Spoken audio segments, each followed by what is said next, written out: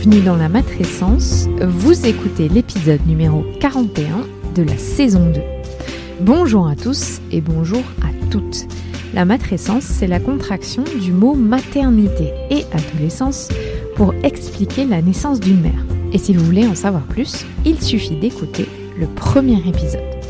Dans ce podcast, on parle du postpartum, du 4e trimestre, de la joie d'être parent, mais de ses difficultés aussi, bref, on parle de la vie. La matrescence met en avant des femmes et des hommes qui racontent, expliquent et donnent une autre définition à la parentalité. Je suis Clémentine Sarlat, la créatrice de ce podcast. Je suis journaliste de formation, dans le sport, à la télé, rien à voir, mais je suis aussi professeure diplômée de yoga pré et postnatal. Et puis surtout, je suis maman d'une petite fille de 2 ans et demi, Ella. Maman, je t'aime. Papa, je t'aime. La matrescence transforme la vie des mères, des pères, mais surtout des familles dans leur ensemble, alors parlons-en. Ici, pas de tabou, je vous propose une conversation intime, remplie d'émotions et d'informations. Si vous aimez ce podcast, n'hésitez pas à vous abonner, à laisser un commentaire et le must à mettre 5 étoiles. Cette semaine, je reçois Julie Lossat. Julie est l'autrice de plusieurs livres et notamment Mon Noël écolo. Et récemment, elle a cofondé le magazine Vert, le mag des néo-jardiniers. Je me suis abonnée, j'ai participé à la campagne Kiss Kiss Bank Bank et franchement c'est canon. Je vous mets le lien dans les notes. Dans une autre vie, Julie a été juriste et sa fibre écolo l'a récemment poussée entre autres à changer de filière. Alors quel rapport avec les enfants et la maternité me direz-vous ? Eh bien, figurez-vous que Julie s'est rendue compte qu'elle avait vécu une matrescence écologique à la naissance de sa fille il y a presque 7 ans. C'est-à-dire que sa conscience écologique s'est amplifiée et que d'un coup, s'intéresser à son comportement face aux enjeux climatiques avait du sens. Dans cet épisode, on aborde un thème qui a envahi le débat public ces dernières années, l'écologie et les enfants. Si vous vous souvenez, selon une infographie parue en 2018 sur l'AFP, ne pas faire un enfant conduirait à beaucoup moins polluer. Ça avait fait un petit peu un scandale et Julie donne son point de vue sur cette vision assez pessimiste de la vie.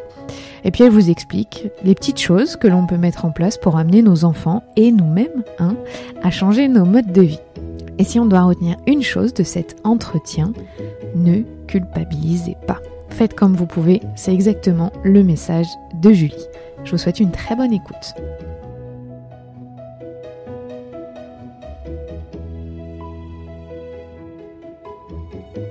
Salut Julie. Salut. Enfin j'arrive à t'avoir parce que pour la petite histoire quand même, j'ai tenté 2 fois de venir chez toi et 2 fois j'ai échoué et tu vois ça m'a donné une leçon, ne jamais remettre à demain ce qu'on peut faire le jour Mais même. c'est pas grave, on y arrive enfin. On y arrive, voilà, ouais. On a des beaux moyens technologiques donc profitons-en. Je suis ravie de t'avoir dans le podcast parce que, je voulais te dire que grâce à toi, tu m'as donné une très belle idée de sujet de podcast qui était la famille recomposée, donc merci. Alors, petite question, tu as une grande fille qui a presque 7 ans. Est-ce que tu as eu l'impression, il y a 6 ans et demi, 7 ans, de vivre une matrescence quand tu es devenue maman ? C'est une très bonne question à laquelle je réfléchis depuis que je t'écoute en fait. Je sais pas trop le dire. Alors, je pense qu'il y a la particularité du fait que moi, j'ai été belle maman avant d'être maman, qui fait qu'il y a des choses qui sont arrivées un petit peu naturellement. Après, j'ai très bien vécu ma grossesse. La très grande difficulté, ça a été que moi, j'ai eu une césarienne qui s'est pas mal passée ni rien, mais qui quand même impacte un petit peu le postpartum, quoi, d'une façon particulière. Et où là, je me suis pris quand même la fatigue, devoir gérer plein de choses. À l'époque, j'étais en thèse en plus, j'étais encore étudiante, donc travailler à la maison avec un bébé, voilà, on comprend. On est tous en train de faire l'expérience. Voilà, c'est ça, donc c'était un peu impossible. Et puis plein de choses. Donc moi j'étais enceinte, il y a 7 ans. Il y a 7 ans, clairement, il y avait beaucoup moins de contenu comme ce que toi t'offres. Donc toutes les questions, même des choses très très pratiques sur l'après ou voilà, la première année de bébé et tout, moi j'avais vraiment pas en gros vraiment regarder les maternelles et il y avait quelques blogs vite fait, mais il y avait pas beaucoup de contenu, donc ça c'est plutôt ça qui m'a un peu marqué. Mais j'ai pas la sensation d'avoir vraiment vécu un bouleversement hyper important, quoi. Je sais pas. T'as pas la sensation que t'as eu un changement d'identité qui a été particulier, quoi? C'était une continuité? Ouais, bah, si, je pense que forcément on l'a, hein, parce qu'on en parlera du coup, ça va être un peu le sujet d'aujourd'hui, mais en termes, moi, de mon travail, de ce que je veux faire, de l'écologie, tout ça, ça a beaucoup changé quand même à partir du moment où j'étais maman, quoi. Mais ça s'est fait sans trop que je me pose la question, en fait. Donc, c'était très inconscient, je pense. Alors, tu l'as mentionné, tu es devenue belle maman avant Ouais. d'être maman. Est-ce que tu peux nous expliquer en quoi ça a modifié ta vision de la maternité avant de devenir Ah maman? ouais, ça, clairement, moi, j'ai connu, donc, mon beau-fils, il avait 2 ans, il allait avoir 2 ans. Et donc, ils ont 4 ans et demi de différence avec ma fille. Donc, voilà, j'étais belle maman pendant 2 ans et demi.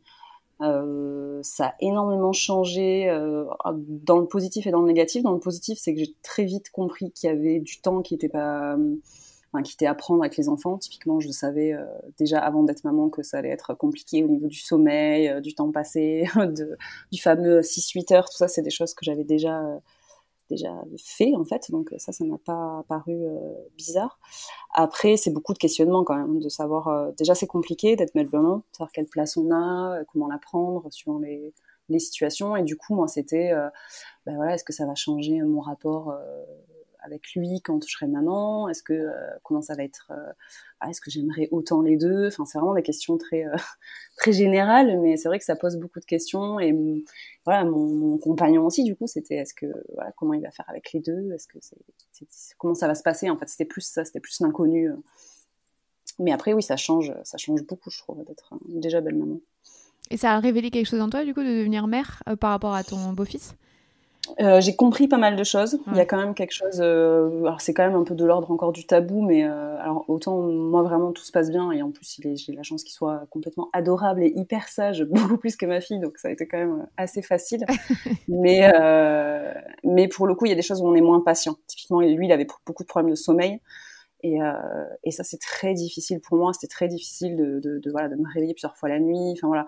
Et ça, vraiment, quand je l'ai expérimenté avec ma fille, où j'ai vu qu'il y avait un autre lien, quelque chose qui fait qu'on se lève, peu importe, même si on n'a pas dormi et qu'on est crevé, on se lève, en fait, on se force, on se pose pas la question.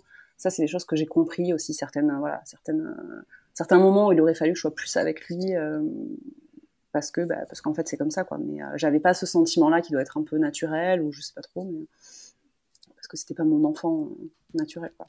Oui, finalement, ça a peut-être apaisé un peu les choses, c'est-à-dire ça change ta perspective, quoi. Tout à fait.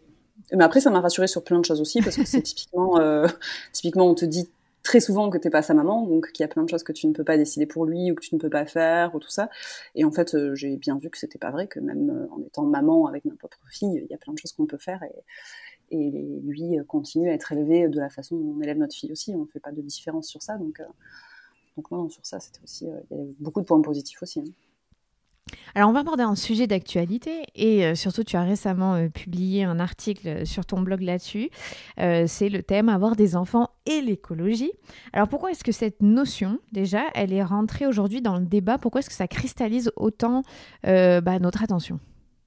Alors, il y a plein de raisons. Déjà, parce que l'écologie est un thème qui est rentré dans le débat. En gros, médiatiquement, c'est quand même la COP 21 qui a fait que ça a explosé partout. Enfin, désormais, vraiment, tous les journaux traitent de la question écologique. Il y a 4-5 ans, c'était pas le cas. Donc, il y a 10 ans ou 20 ans, c'était encore moins le cas, évidemment.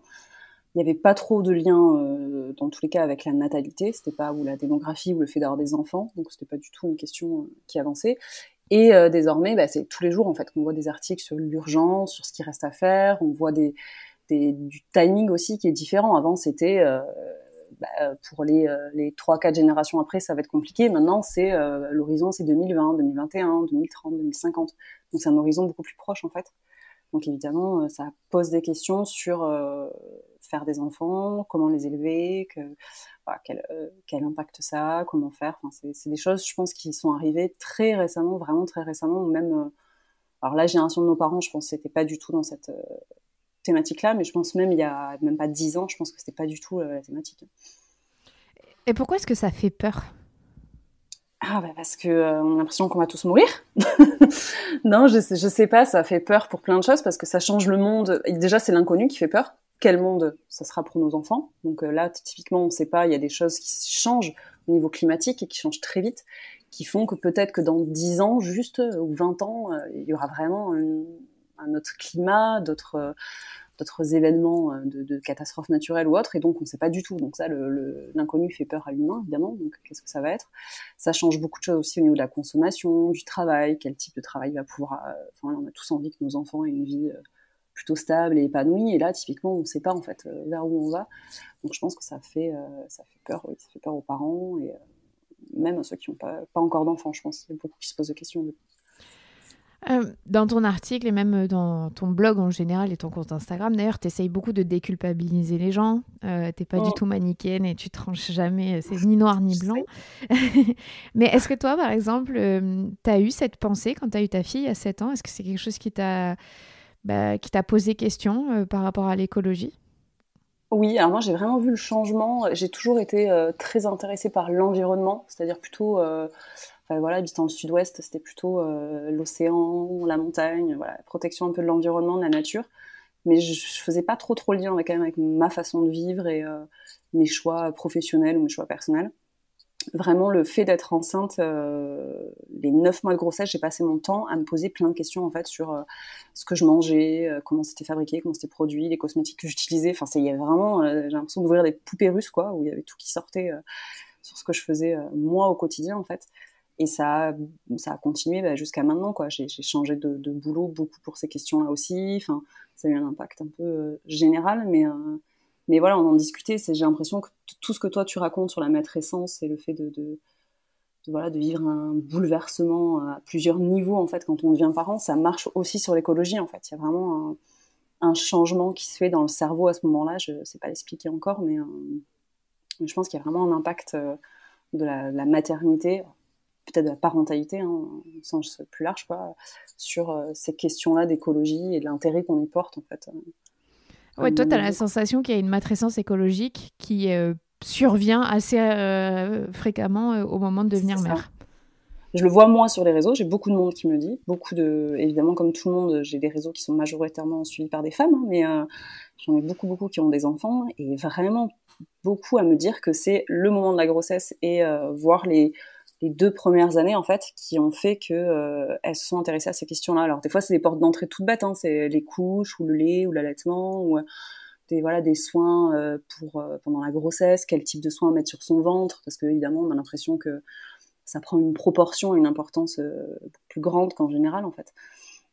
Et de là tout découle en fait. Enfin, on se pose plein de questions qui vont plus loin que juste l'enfant en fait. Et toi concrètement, ça s'est traduit comment ? Ça s'est traduit par plein de choses. Alors ça a commencé un peu au niveau cosmétique, je vais dire, où j'ai viré absolument toutes les cosmétiques que j'avais. J'utilisais déjà majoritairement des trucs un peu bio et tout ça, mais là ça a vraiment été, je pense que j'ai viré 90% de ma salle de bain. Et après beaucoup dans tout ce qui est tâches ménagères, puisque c'est là où j'ai commencé à faire ma lessive, mes produits ménagers, où je voulais pas du tout utiliser de produits industriels qui pouvaient avoir ou des problèmes d'allergènes, des choses comme ça pour mon enfant. Et après, plein de choses dans l'alimentation aussi. Je suis pas complètement végétarienne, mais en tout cas, je mange très peu de viande et c'est arrivé à ce moment-là aussi. Donc, il y a eu vraiment beaucoup de choses, quoi. Et t'as trouvé ça difficile de faire cette transition ou au contraire, t'avais une motivation qui faisait que ça s'est fait de manière bien plus naturelle et rapide que t'aurais pu imaginer ? Un peu des deux. Je pense que ça a été plus rapide parce que je sais pourquoi je le faisais. Parce que c'était pas juste une lubie de vouloir tester des trucs, tout ça. C'était vraiment, il y avait une vraie, je sais pas, une vraie utilité derrière, en tout cas, quoi. Mais par contre, non, c'est difficile. On va pas se mentir. Enfin, on le voit. Comme tu dis, j'essaye de déculpabiliser un peu pour montrer que c'est pas rose et paillettes faire sa transition écologique. S'il y a des moments qui sont difficiles où on échoue, on recule, on n'y arrive pas. Donc non, il y a des choses, et puis il faut faire avec tout le monde aussi, hein. C'est pas que soi, c'est sa famille aussi, c'est son conjoint, ses enfants, les beaux-parents, les grands-parents. Donc il y a beaucoup de gens à gérer et à amener dans l'aventure, et c'est pas simple. Est-ce que tu as la sensation qu'il y a 7 ans, donc quand tu as commencé à opérer ce changement, il y avait moins une connotation négative autour de l'écologie, donc aussi peut-être un peu plus de liberté, ou en tout cas moins ce poids qui peut entourer les êtres humains sur le fait de j'ai pas fait assez, je peux pas faire ci, j'ai pas fait ça. T'as cette sensation-là ? Je pense qu'il y a vraiment les deux. Je pense que ça dépend de qui on écoute et de qui on lit. Mais il y a vraiment, alors il y a une grosse culpabilité maintenant quand même sur le parent et la mère quand même encore. Ça, j'essaie d'en parler aussi, que c'est pas normal, que ça pèse encore plus sur les femmes, sur qui pèse déjà beaucoup de choses. Mais c'est vrai que c'est très culpabilisant sur plein de choses. C'est est-ce qu'on utilise des couches lavables, est-ce qu'on utilise tel produit, si on montre quelque chose, voilà, on se fait assassiner parce que c'est pas le bon produit, les bons ingrédients, que c'est pas local ou etc. Après, il se développe quand même maintenant des choses un peu plus. C'est tellement devenu urgent la transition écologique qu'on commence à comprendre que c'est pas en utilisant des couches lavables qu'on va changer le monde, donc que c'est pas grave et que dans tous les cas, il faut faire au mieux avec ce qu'on a en fonction des modes de vie aussi. Tout ça on oublie, hein, mais il n'y a pas un modèle de transition écologique, il y a un modèle en fonction de ce qu'on vit et de comment on vit en fait. Donc ça, c'est important de l'adapter aussi. Et, et oui, je pense qu'il y a, enfin, moi, je ressens vraiment les deux. C'est vraiment très fluctuant. Il y a des jours où j'ai l'impression qu'on me culpabilise de pas faire assez, des jours où on trouve que je fais trop. Enfin, ouais. Ouais, c'est vraiment comme dans l'éducation, quoi. Enfin, comme dans la Ouais, maternité. mais je pense que c'est exactement la même chose. Oui, oui. Alors, tu l'as un tout petit peu mentionné, et dans ton article, tu y consacres un long paragraphe où tu abordes le thème de l'écologie et les femmes. Est-ce que tu peux nous expliquer en quoi c'est lié, les deux, et pourquoi est-ce que, encore une fois, ça s'apparente un peu à du patriarcat? Alors, il y a plein de thématiques qui en découlent, mais d'une façon générale, l'oppression des femmes, c'est la même que l'oppression sur la nature. On exploite avec les mêmes mécanismes, en fait. Les femmes sont déjà celles qui sont les plus vulnérables au changement climatique. Ce sont celles qui ont les métiers les plus en direct avec les changements qui vont arriver. Ensuite, c'est ce qui fait peser le plus sur donc ce qu'on appelle la charge mentale, voilà, le fait de devoir penser à plein de choses. Mais en écologie, on appelle ça la charge morale. Donc c'est est-ce que je fais la bonne chose ou qu'est-ce que je dois choisir pour faire la bonne chose. Ça, c'est quand même clairement quelque chose qui pèse encore plus chez les femmes. Ça arrive, hein, évidemment, chez les hommes. On va toujours nous dire tous les hommes sont pas pareils. C'est évidemment pas le cas. Mais n'empêche que choisir le bon savon pour son enfant, faire les bons tests de couches, se renseigner, c'est beaucoup ça, je trouve, qui est différent. C'est le fait de se renseigner et de tester, de chercher l'information qui est typiquement féminin. Et là, c'est une charge incroyable parce que vraiment, on peut pas faire une transition écolo en famille, surtout si on a plusieurs enfants et tout ça, seul. On peut pas le porter seul, en fait. C'est vraiment, il y a beaucoup de choses à faire, à trouver, donc ça, c'est important. La question de faire un enfant aussi ou pas, hein, on parle beaucoup de ça aussi, sur le lien avec l'écologie et la démographie, tout ça, c'est encore des choses qui pèsent sur les femmes. C'est aux femmes de gérer leur natalité, de prendre des moyens de contraception, des choses comme ça. On rappelle que quand même, on n'est pas fertile 365 jours dans l'année, donc il y a des grosses différences. C'est voilà, c'est des pays qui ont évidemment, enfin les pays qui font le plus d'enfants, c'est les pays qui ont le moins de lois protectrices des femmes et de contraception. Donc oui, quand on décortique tout ça, il y a un nombre incroyable de liens entre nature, femme et patriarcat, on va dire, de façon générale. Et pourquoi est-ce qu'on a aujourd'hui stigmatisé le fait de faire des enfants et que ça pollue? Tu sais, j'ai le souvenir d'avoir lu un article de l'AFP où un jour ça a fait un boom, voilà. Oui, ouais. Ça, il y a eu ils ont sorti une infographie en fait où voilà, il y avait donc toutes les meilleures façons de baisser son impact carbone. C'était vraiment un impact sur l'écologie, enfin sur l'environnement. Et le plus gros point, c'était renoncer à avoir des enfants ou renoncer à faire un enfant de plus. Je sais plus comment c'était marqué. Donc évidemment, ça a été repris parce que ça, c'est la tendance No Kids ça fait très très longtemps que ça existe, hein, mais ça a été repris depuis. Il y a plusieurs courants sur ça et c'est vraiment faire le lien entre on est trop nombreux, donc c'est ça qui fait qu'on fait pression sur l'environnement et donc il faut réduire le nombre d'humains sur Terre, donc faire moins d'enfants. Alors que clairement, scientifiquement, c'est loin d'être prouvé et d'être aussi simple en plus. Ça, c'était un peu le sujet d'un des articles que j'ai fait. C'est assez compliqué parce que la démographie, c'est une science quand même. Il y a des scientifiques qui expliquent ça. Et c'est pas si simple que ça parce que les pays qui font le plus d'enfants, c'est pas les pays qui polluent le plus. Donc typiquement, est-ce qu'il faudrait réduire la natalité sur le continent africain ou est-ce qu'il faudrait réduire la natalité aux États-Unis, par exemple? Si on pense en termes d'impact, ça serait plus intéressant d'aller aux États-Unis. Et là, et encore une fois, on retombe sur le patriarcat, c'est que c'est encore des pressions. Quand on regarde un peu les moyens qui sont avancés pour réduire la natalité ou pour faire moins d'enfants, c'est vraiment, il y a de tout, hein, il y a vraiment du soft au moins soft, hein, mais c'est toujours sur les femmes qu'on exerce cette pression, sur leur capacité à faire un enfant, il y a des choses sur la stérilisation des femmes, sur des choses comme ça, quoi. C'est vraiment, ça va très très loin, quoi. Après, c'est normal, hein, c'est un être humain. Donc un être humain en plus, donc un impact en plus sur l'environnement, mais en vrai, c'est beaucoup plus compliqué que ça à calculer, quoi. Ouais, justement, toi, quand tu as lu ça, qu'est-ce que ça t'a donné comme sentiment? Tu te dis... Moi, ça m'a énervée parce que je suis persuadée, alors tu vois, encore une fois, j'ai pas encore eu le temps de trop creuser la question, mais je suis persuadée que cette maternité amène aussi plein de gens qui se sensibilisent à l'écologie, et je suis persuadée que la future génération, c'est celle qui va pouvoir avoir des leviers et des moyens d'action, c'est celle qui est la plus sensibilisée, même par rapport à notre époque. À l'école, ils font des choses incroyables sur l'environnement que nous, on faisait pas il y a 20 ans, quoi, ou 30 ans. Donc oui, c'est vraiment... Vas-y. Non, c'est vraiment... Enfin, c'est quelque chose qui m'énerve. Après, je comprends, et je suis biaisée, évidemment, puisque j'ai un enfant, donc... Voilà, je ne vais pas dire qu'il ne faut pas faire d'enfants, mais pour moi, j'ai vu le changement sur ma vie depuis d'avoir un enfant, et voilà. Qu'on ne veuille pas faire à titre personnel un enfant parce qu'on a peur pour l'avenir, ça c'est complètement normal, et je veux dire que ce soit sur l'écologie ou pas, il y a plein de gens qui ne veulent pas faire d'enfants parce qu'ils ont peur pour l'avenir, hein, parce qu'ils n'ont pas assez d'argent, ou parce que... Mais qu'on dise aux autres de ne pas faire d'enfants pour sauver la planète, ça c'est faux déjà, et puis c'est très limite au niveau... je sais pas comment dire... moi, j'avais la sensation que c'était surtout basé sur la peur. Et on ne sort jamais rien de bien quand on se base sur des choses qui sont sur la peur. Moi, j'ai essayé de faire le lien avec ça, ouais. C'est vrai que tout ce qui touche à l'écologie, ça a quand même une tendance à toujours drainer cette peur en fond. Et c'est difficile de sortir de ce schéma-là, non? Ah oui, ça c'est vraiment le leitmotiv de beaucoup alors d'écolos radicaux, je sais pas comment on les appelle, mais c'est vraiment tout ce qui est maintenant l'effondrement, la collapsologie, toutes ces choses-là, c'est des choses qui jouent aussi sur cette angoisse-là de l'avenir et sur la peur, et qui laissent aux gens le fait de pouvoir la transformer en quelque chose de positif, ce qui est clairement impossible pour beaucoup de personnes, parce que ça va juste freiner. Enfin, la peur chez tout le monde fait qu'on s'arrête, c'est quand même un instinct de survie de base. Donc là, l'objectif, c'est justement qu'on ne s'arrête pas, qu'on fasse plein de choses. Alors après, ça ne veut pas dire qu'il n'y a pas de choses...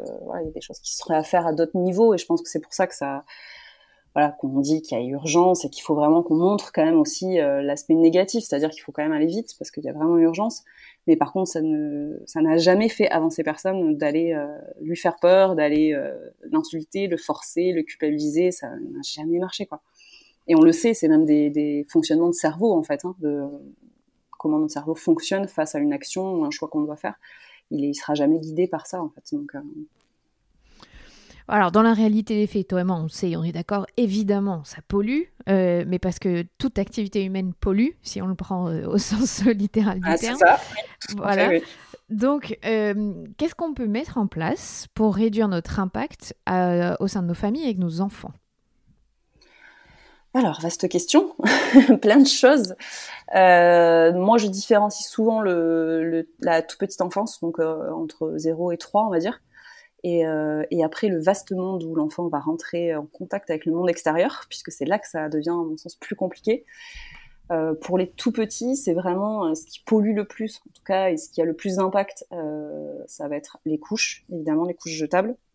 Alors, pas forcément que le fait de jeter la couche, donc le fait que ça soit un déchet, mais aussi sa fabrication. En fait, il y a beaucoup de couches qui non seulement elles sont néfastes pour les bébés, mais elles sont néfastes pour l'environnement dans leur production. Donc ça, c'est vraiment, si on veut pas passer aux couches lavables, c'est déjà s'intéresser à la fabrication de ces couches, à chercher des couches qui sont fabriquées ou en France, ou en tout cas à base de choses saines pour l'environnement, on va dire, et de procédés sains. Et après, pour les tout petits, en vrai, c'est plutôt notre consommation de parents qui est problématique plutôt que le bébé en soi. Parce qu'un enfant, en fait, à partir du moment où il sera nourri, peu importe l'alimentation que vous lui donnez, et effectivement, oui, les couches, c'est quand même un peu problématique, c'est le fait que nous, on achète beaucoup de vêtements pour les enfants, qu'on achète beaucoup de jouets neufs, enfin voilà, c'est plutôt la consommation des adultes vis-à-vis des bébés qui est problématique, pas tellement les besoins du bébé, en fait, qui peuvent être satisfaits de façon très minimaliste, en fait, très simple. Donc ça, je conseille surtout de faire un travail sur les parents, en fait, et sur les grands-parents, souvent aussi, mais pas forcément. Et par contre, ouais, c'est plus compliqué après, quand l'enfant est en contact, rentre à l'école, en fait, parce que là, il est en contact avec d'autres enfants, et il y a un peu le phénomène de groupe qui se met en place. Donc, il veut faire comme les autres, il veut pas être à l'écart, enfin, même nous, on voudrait qu'il soit pas à l'écart. Donc là, c'est plus compliqué.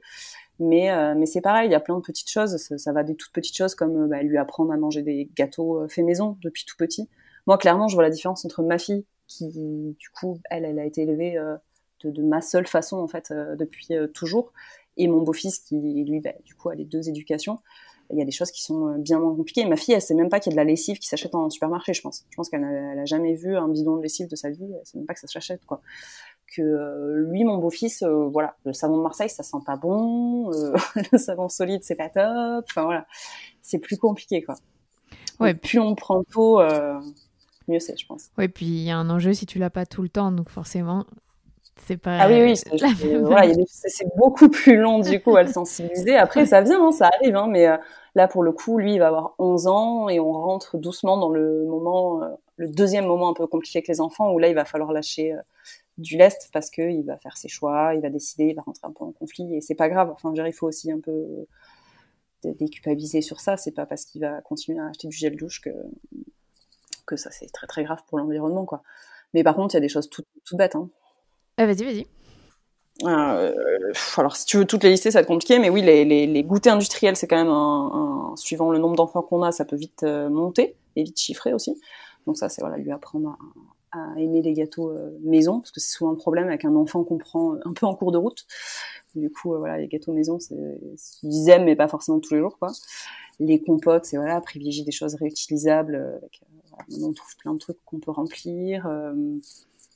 Qu'est-ce qu'il y aurait les savons solides, moi j'ai toujours utilisé les savons solides sur les petits, depuis tout petit, quoi. Donc ça, elle est habituée, elle sait l'utiliser pour pas que ça soit trempé dans l'eau, voilà. Et après, c'est des choses beaucoup plus générales, mais c'est lui apprendre à fabriquer des choses, lui apprendre à être en contact avec la nature, à faire pousser des choses. Ça, c'est quelque chose que je fais vachement avec ma fille et ça marche bien parce que on leur apprend plein de trucs sans qu'ils aient l'impression qu'on leur apprenne des trucs. Donc c'est pas mal. Et en quels termes est-ce que tu leur parles d'écologie ? Est-ce que c'est un sujet ou au contraire, c'est juste les petits gestes du quotidien que tu décris là ?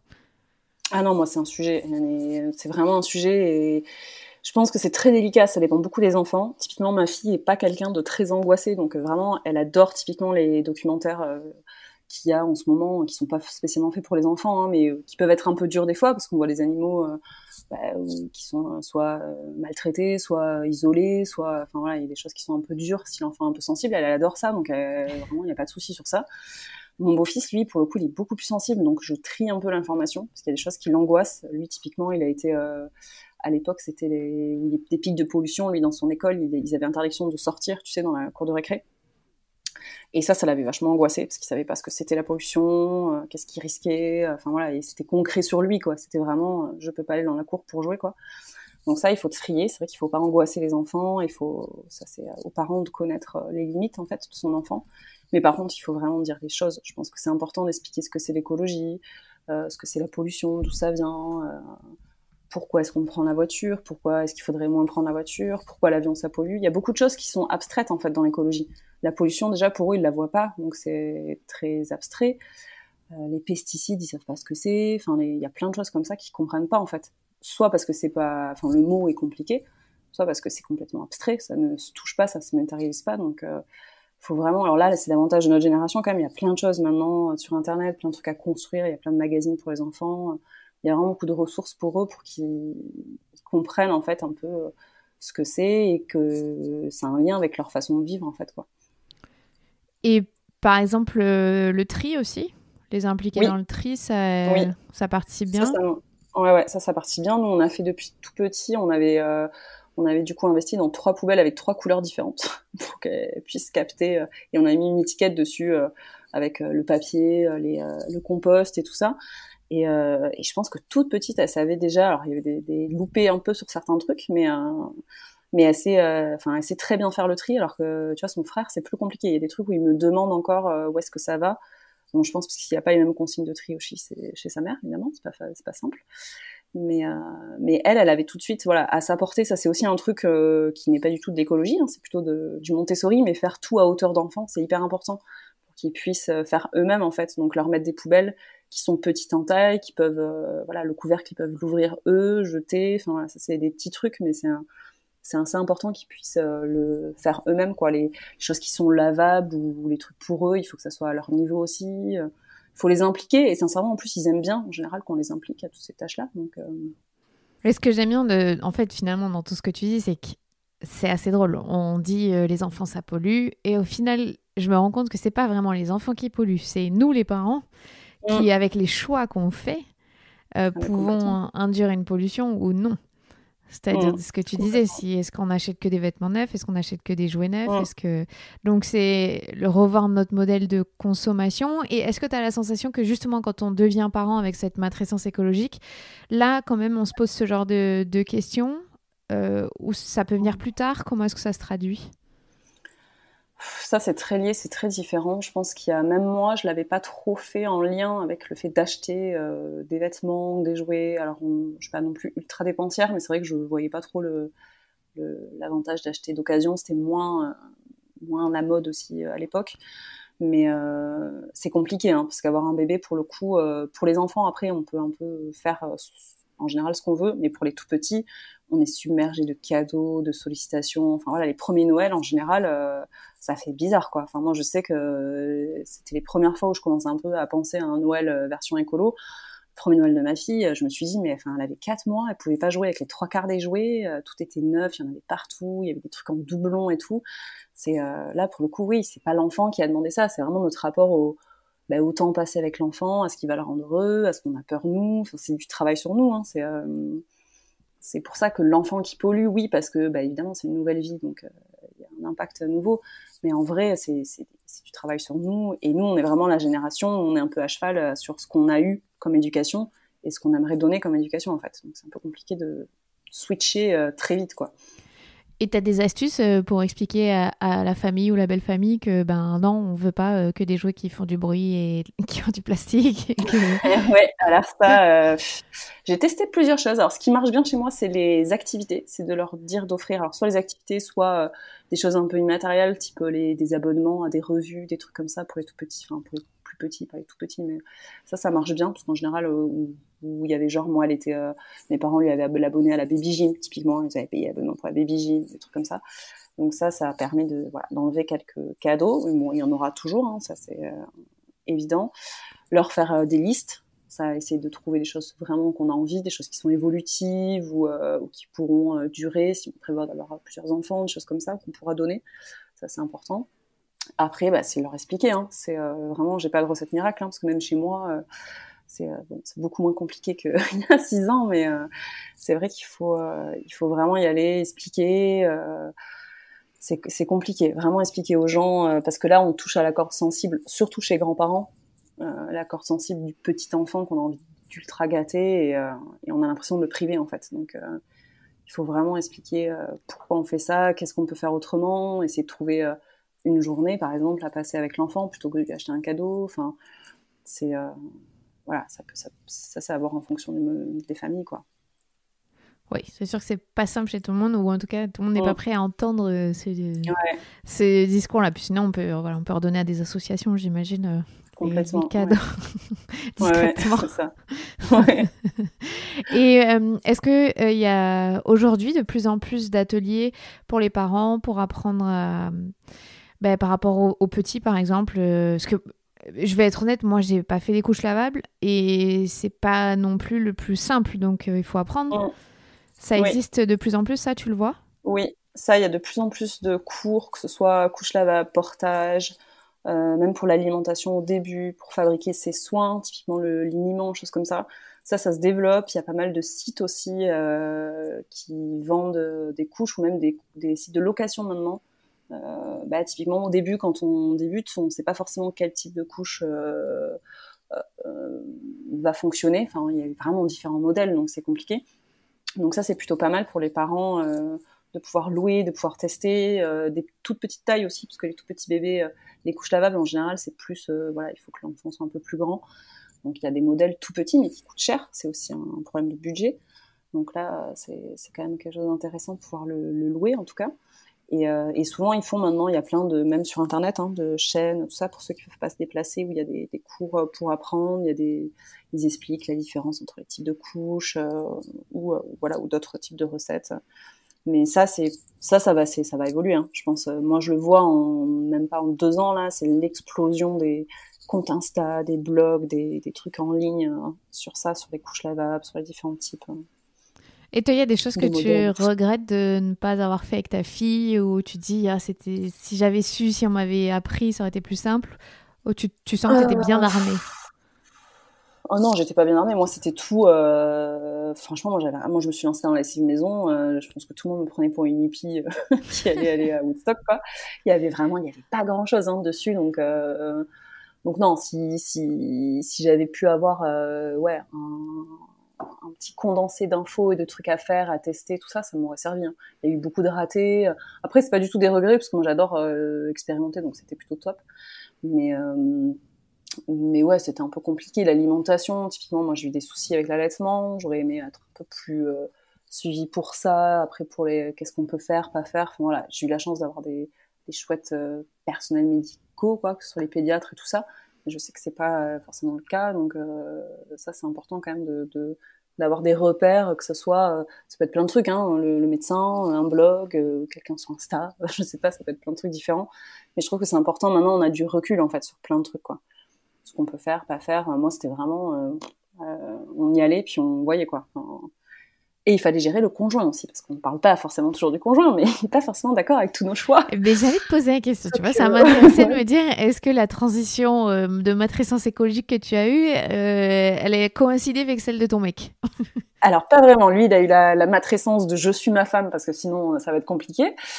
Mais lui, c'était niette les couches lavables. Il voulait bien tester tous les autres trucs, la lessive, le liniment maison, voilà, tous les trucs. Moi, je voulais absolument que du matériel qui soit made in France, en bois, pas traité. Enfin, ça a été un casse-tête. Puis en plus, tu rajoutes à ça le fait que t'es enceinte, hein, donc t'as un peu les hormones qui t'énervent dans tout ça. Mais donc lui, c'était vraiment juste pour lui, voilà, il voulait pas se lancer quand t'as été toute bébé nourrisson dans les couches lavables. Mais sinon, il a suivi. C'est vraiment dans ce sens-là où c'est de la charge morale, c'est-à-dire que, enfin, pour le coup, il n'était pas du tout un frein. Donc ça, il y en a qui le sont. Moi, c'était pas du tout le cas. Et pour le coup, il suivait, quoi. Donc c'était vraiment à moi de dire, tiens, j'ai trouvé cette recette de liniment, on va tester. Enfin, voilà. Donc il n'y a pas eu vraiment enfin, je sais pas, faudrait que je lui demande, remarque. Mais c'est venu. Je pense que c'est plutôt moi qui lui ai fait sa matrescence écolo, mais après, non, il a trouvé des réflexes quand même, hein. Tout seul, il disait qu'il y avait des choses qu'il pouvait faire en plus grande quantité, il pouvait remplir ses gourdes de compote, enfin, voilà, il y a plein de trucs. Donc 7 ans après, t'es plus la Là, on seule serait bon, tu vois, pour un deuxième. Mais je veux dire, 7 Voilà. ans 7 ans après, t'es plus la seule à impulser le ton sur ce que vous voulez pour l'écologie et vos enfants. Non, pas forcément. Après, je reste quand même majoritairement, je pense, la personne qui impulse, mais parce qu'aussi je baigne là-dedans toute la journée, donc c'est aussi plus simple pour moi d'avoir des idées ou des nouvelles choses à faire. Mais après, non, il est sur ça, on est raccord. Tout ce qui est, en tout cas, minimalisme, le fait de moins acheter, de moins consommer, d'essayer de réparer, de tout ça. Il a vu aussi, je pense que c'est important aussi de tester des trucs et de montrer aux gens, en fait, parce qu'il a vu que c'était quand même plus agréable d'avoir une maison un peu plus aérée, de passer moins de temps à faire le ménage. Typiquement, les produits ménagers, il l'a suivi au début, il trouvait ça extrêmement bizarre de faire sa lessive et de faire son vinaigre blanc et tout ça. Il trouvait que ça sentait mauvais et tout. Et maintenant, il le raconte à tout le monde, quoi. Il donne la recette de la lessive.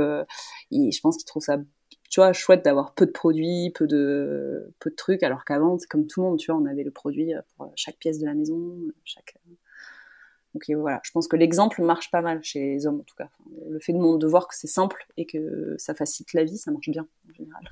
Ouais, que c'est un gain de temps. Exactement. Je voulais parler d'un autre truc avec toi qui est trop intéressant, c'est tout ce que tu as lancé aussi sur les réseaux sociaux et le magazine que vous lancez vers sur le potager, et donc le fait de cultiver avec les enfants. qu'on ait un jardin, un balcon ou juste un rebord. Ouais. Est-ce que tu t'attendais à ce que ta fille soit enthousiaste à l'idée de le faire? Comment est-ce que tu voyais ton rapport avec ton enfant dans la fabrication, de voir pousser des choses et de pouvoir les Alors, manger? je sais pas du tout. Je pense que comme tout le monde, tu projettes quand même pas mal dans ton enfant. Donc, il y a des choses où j'aurais été sans doute déçue si elle n'aimait pas. Alors, il y a des choses que j'aime faire et qu'elle aime pas faire. Mais typiquement, ça, faire du jardinage et tout ça, je pense que, ouais, si elle aimait pas ce contact-là, pour le grand, c'est plus difficile, tu vois. Lui, il a eu un contact, il est citadin, déjà vraiment citadin, et il aime pas, tu vois, se salir les mains, il aime pas mettre les mains à la terre et tout, donc ça a été plus compliqué, il prend moins de plaisir. Mais ça vient, tu vois. Maintenant, il commence à me demander de planter des trucs ou de m'aider et tout. Donc, je pense que c'est vraiment lui, il faut du temps. Elle, ouais, je sais pas comment je l'aurais vécu, tu vois, mais moi, je me voyais vraiment faire ça. Enfin, tu vois, clairement, j'ai presque fait un enfant que pour jardiner avec, quoi, et Ah regarder des ouais. dessins animés, tu vois. Mais non, mais je trouve ça tellement chouette en fait de leur apprendre, de voir des trucs pousser. Enfin, c'est parce que à titre perso, je trouve ça extraordinaire, tu vois, de planter une graine et de la voir sortir et tout. Et je le vois, son effet sur elle, tu vois, le côté des saisons. Elle sait très bien, à 6 ans et demi, alors il n'y a pas que moi qui lui apprend, il y a l'école aussi, mais à 6 ans et demi, elle sait très bien les saisons, les légumes de saison, elle sait qu'il y a des trucs qui poussent pas l'hiver, elle sait que l'hiver, il y a moins de choses qui poussent, que le printemps, tu vois, c'est des fleurs qui reviennent, parce qu'elle l'a observé, elle l'a fait... Et je sais pas, vraiment, je trouve qu'il y a plein de trucs qui se jouent avec le jardinage. Le fait d'échouer aussi, c'est quelque chose qu'on fait pas trop faire aux enfants, mais en général, on les fait gagner aux jeux de société, tu vois, à chaque fois. Mais en jardinage, tu échoues, évidemment, beaucoup. Il y a plein de trucs qui poussent pas ou qui font pas. Et ça, c'est intéressant, du coup, de le voir avec eux, l'effet que ça a sur eux, tu vois, la plante qui meurt, la plante qui pousse pas. Enfin, je sais pas, je trouve qu'il y a vraiment tellement de choses à faire avec ça. Et ça coûte pas cher, tu vois, et tu peux le faire à peu près dans tous les logements, tu vois, même si t'as un tout petit bout de balcon, quoi. Donc vraiment, non, ouais, je trouve ça, je sais pas, je trouve que ça, moi je l'aurais en tout cas, je pense que je l'aurais mal vécu si elle avait pas du tout jardiné, mais c'est pas du tout le cas, fort heureusement. Et n'empêche, on fait le parallèle, mais tu vois, toi, tu plantes des graines au sens littéral, enfin non, au sens physique, Ouais, mais ouais. finalement, tu plantes des graines aussi en elle. Est-ce que tu le vois dans son discours auprès d'autres gens? Est-ce que tu t'as déjà vu que la façon dont elle parle de ça, ou de l'écologie, ou de son rapport à la nature, qui fait que tu dis, bon, ça marche bien, finalement, elle capte le truc? Ah oui, oui, il y a des trucs qu'elle capte même mieux que moi, tu vois, là l'autre fois je lui ai demandé qu'est-ce que ça voulait dire pour elle d'être écolo. Et ce qui est quand même pas simple C'est en une fait. vaste question, hein. Voilà, déjà pour nous à y répondre. Et je m'attendais vraiment à ce qu'elle me dise c'est de pas polluer ou tu vois un truc un peu général. En général, les enfants ils répondent toujours quelque chose sur la pollution parce qu'ils voilà, ils entendent beaucoup le mot. Et elle m'a sorti plein d'exemples, plein de trucs très précis, de trucs qu'elle m'avait dû m'entendre dire ou je sais pas, tu vois. Mais non, non, elle engueule très régulièrement les gens qui jettent des trucs par terre ou même ses grands-parents, tu vois, qui font pas bien les trucs, ça les engueule assez souvent. Elle répare tout, typiquement, tu vois, elle n'aime pas jeter, elle déteste jeter les trucs, alors ce qui est un problème, évidemment, à certains moments de ma vie. Mais non, non, et à chaque fois, même quand on lui dit qu'il a quand même, voilà, ça il faut jeter, c'est complètement cassé et tout, non, tu vois, elle nous dit, mais non, parce que quand même, on l'a fabriqué, alors faut l'utiliser jusqu'au bout. Enfin, elle a je pense, des phrases, alors, tu vois, à 6 ans et demi, c'est encore tôt, je sais très bien qu'il va y avoir l'adolescence où il y a des choses qui vont risquer de se cristalliser un petit peu, tu vois, mais je pense qu'il y a des trucs quand même que tu arrives à leur passer quand tu montres déjà dans ta façon de faire, de vivre, tu vois, sans forcément toujours leur apprendre. Il s'agit pas de faire, tu vois, de faire classe sur l'écologie tous les jours à la maison, tu vois, mais c'est des choses qu'elle me voit faire et voilà, qu'elle va, je sais pas, refaire toute seule, en fait, sans trop se poser la question, quoi. Il y a beaucoup de choses que moi j'ai déconstruites typiquement de mon éducation, tu vois, de mes parents. Donc je me dis, il y a des choses que elle va forcément refaire ou déconstruire aussi de mon Non, éducation. mais on veut pas y penser à ça, nous. Non, bah non, mais, tu vois, non, mais c'est intéressant parce qu'il y a des choses où c'était difficile pour moi, tu vois, de me passer de certaines choses parce que quand on a été éduqué comme ça, c'est compliqué, quoi, tu vois. T'as été habitué à utiliser du sopalin, typiquement, toute ta vie. Tu te poses pas la question, en fait, tu utilises du sopalin quand tu as ton premier appart, quoi. Enfin, ça te paraît normal, quoi. Et, euh, et ça, c'est des trucs où j'espère, tu vois, qu'elle ait vécu autrement. En tout cas, ça lui donne une autre voie possible. Peut-être qu'elle en sortira, tu vois, à un moment donné, mais qu'elle ait ce truc-là. Et après, tout ce qui est nature, jardinage, je vois quand même qu'elle a alors, comme tous les enfants, elle n'a pas un profond respect de la vie, tu vois, genre elle va écraser quand même les gendarmes et les fourmis. Mais, mais par contre, elle s'intéresse quand même vachement à ça. Tu vois, elle a choisi toute seule le menu végétarien à la cantine typiquement. Chez nous, ils ont le choix entre végétarien, pas végétarien. Et je lui avais expliqué, tu vois, avant de l'inscrire, en expliquant que si elle choisit végétarien, par contre, c'était tous les jours végétarien. On ne pourrait pas manger les nuggets des copains, quoi, quand il y en avait à la cantine. Et elle a choisi, parce qu'elle m'a dit, au moins, comme ça, j'ai un repas végétarien, et puis le soir à la maison, si vraiment j'ai envie d'autre chose, je te dirai.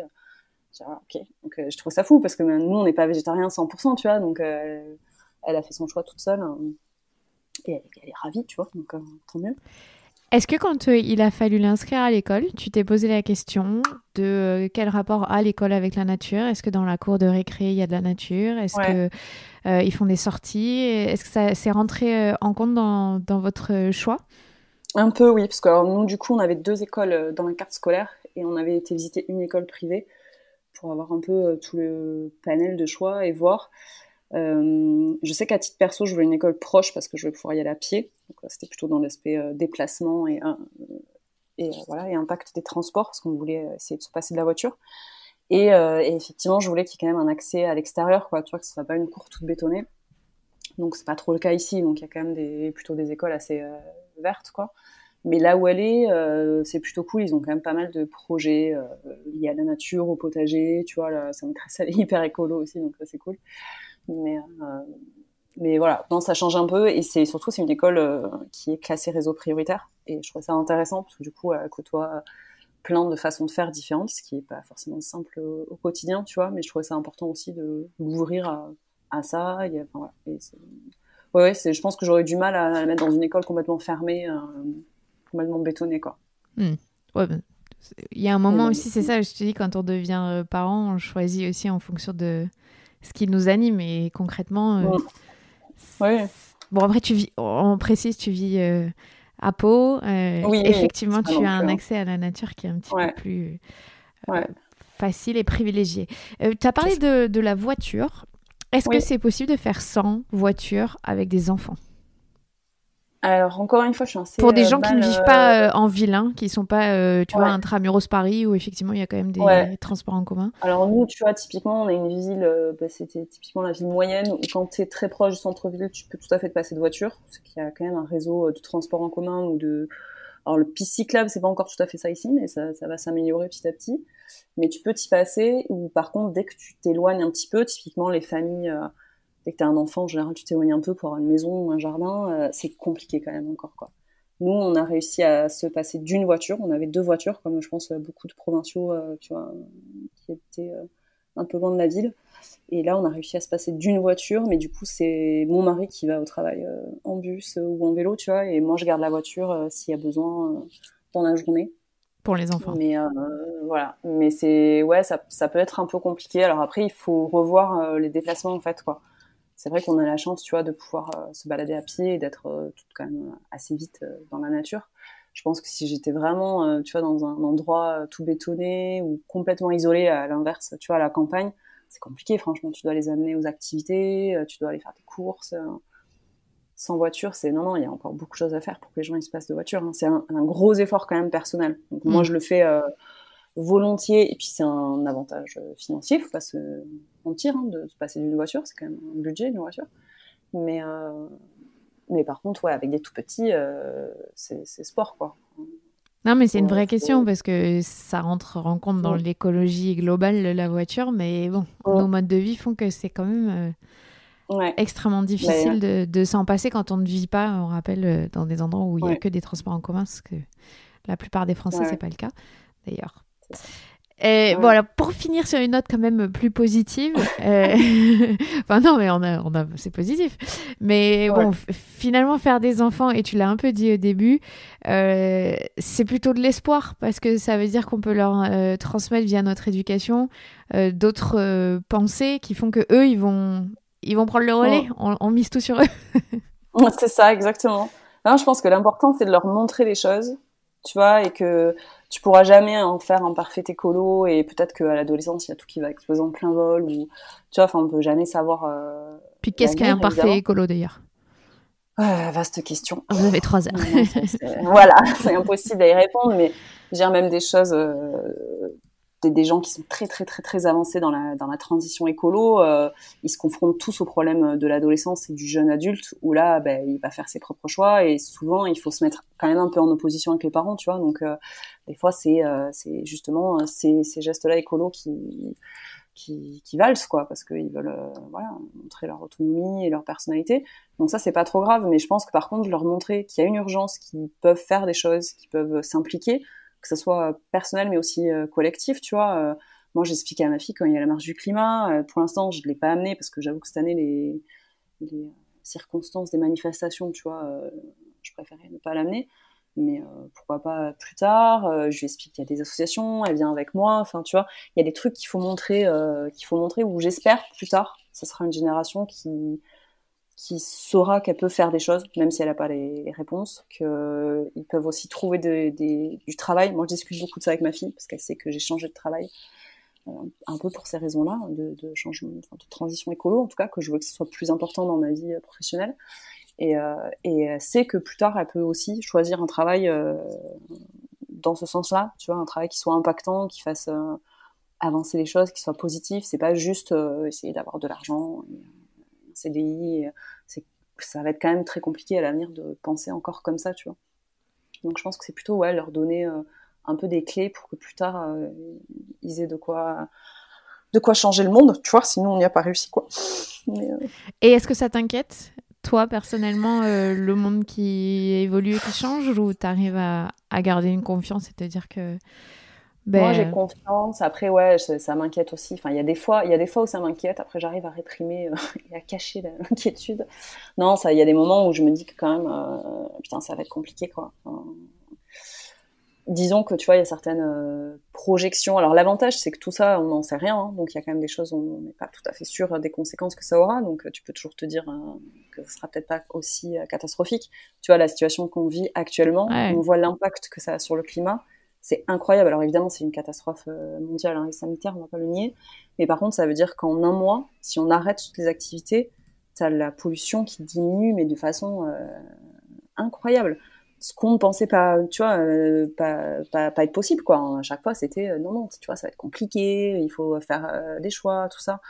Il va falloir faire des choix, tu vois, mais n'empêche qu'à Paris, là, l'air, il est pur, quoi. Et ça fait même pas 2 semaines de confinement, quoi. Moi, je crois que je lisais, il disait que ça fait 40 ans que c'est pas arrivé. Ouais, non, mais c'est incroyable. Et voilà, et c'est au moins cet aspect-là de se dire, oui, on a des choix à faire, on a un impact à faire, et ce qu'on décide de faire maintenant, ça peut avoir un effet très rapide. Donc ça, c'est un côté un peu positif. Oui, c'est ça. Finalement, le pouvoir qu'on a, il est efficace. Si on veut bien y mettre toute notre volonté. Mais que ça marche. Moi, ce qui me fait plus flipper, c'est les changements climatiques qui déclenchent des catastrophes naturelles, parce que ça, typiquement, tu vois, on le voit aujourd'hui, hein, gérer l'urgence, c'est déjà un petit peu compliqué, si tu veux. Donc, en termes de catastrophes naturelles, c'est de la méga urgence. Et là, je suis pas sûre qu'on soit vraiment prêt à gérer ça. Donc ça me fait plus flipper pour elle plus tard, tu vois, en me disant, est-ce qu'elle, à 30 ans, elle sera en train de stresser parce que il y aura plus d'ouragans, de tempêtes, d'inondations. Enfin, tu vois, ça me fait vraiment plus stresser. Après, je me dis que quelque part, enfin, tu vois, c'est pas sa vie, m'appartient pas, c'est elle qui fera ses choix, et voilà. Inch'Allah, ça sera sa vie, comme on dit. C'est vrai. Autant on veut projeter, autant on veut diriger, ce sera leur vie, mais tout ce qu'on peut leur donner déjà maintenant, c'est tout bonus. Non, c'est ça. Ouais. Merci beaucoup, Julie. C'était hyper intéressant. J'espère que ça va planter des petites graines dans certains. Mais j'espère, mais tu plantes beaucoup de petites graines quand même, je pense. Je tiens à te le dire.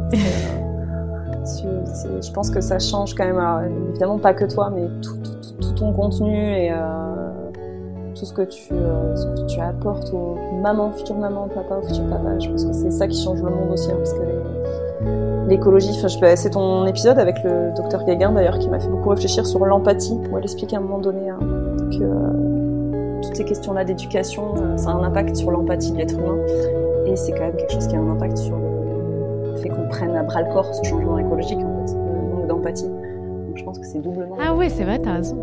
Ouais. Sur est-ce qu'on est intéressé par le bien-être des autres ou que par soi-même, est-ce qu'on arrive à se mettre à la place des autres. C'est ça. Tout est lié. Exactement, toujours. Merci beaucoup Julie. Merci à toi. C'était Julie Lossat, autrice de plusieurs livres et notamment Mon Noël écolo et cofondatrice du magazine des néo-jardiniers Vert. Je suis Clémentine Sarlat, la créatrice de ce podcast, et si vous avez aimé cet épisode, n'hésitez pas à le partager sur les réseaux sociaux. Je suis @lamatrescence sur Instagram, @clemsarlat, et la matrescence sur Facebook. Ça fait toujours plaisir de voir vos retours. N'hésitez pas à mettre 5 étoiles, à vous abonner et puis à laisser un petit commentaire sur la plateforme sur laquelle vous écoutez. À la semaine prochaine. En attendant, prenez bien soin de vous pendant cette période assez délicate et compliquée. Je pense fort à vous. Merci.